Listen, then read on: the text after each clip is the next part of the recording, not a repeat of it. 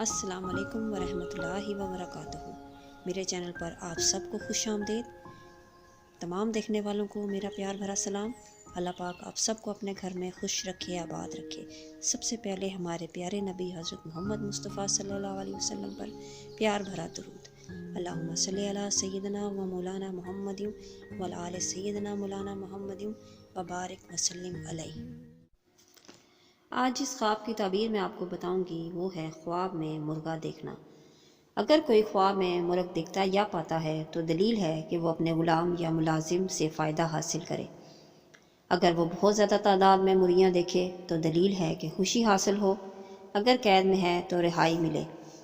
اسی طرح مرغ کی اذان سننا خوشخبری پانے، دیندار پرہیزگار ہونے اور عورت سے محبت کرنے کی دلیل ہے۔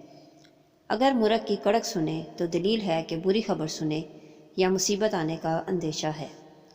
مرغی پانا یا خریدنا غلام یا خنیس پانے کی دلیل ہے۔ مرغی کی آواز سننا غضب الہی نازل ہونے سے مراد ہے۔ اگر مرغی بیمہ چوزہ دیکھے تو دلیل ہے کہ دولت و زر و مال پائے، امیر ہو مگر فکر دامن گیر ہو۔ یہ تھی آج کی خواب اور اس کی تعبیر۔ اگلی ویڈیو میں ہم آپ سے اگلے خواب اس کی تعبیر کے ساتھ ملیں گے۔ تب تک اپنا بہت دھیان رکھیے گا۔ اللہ حافظ۔ میری ویڈیو کو لائک کریں، سبسکرائب کریں اور پسند آئے تو شیئر بھی کریں اور تھمز اپ بھی دیں۔ شکریہ۔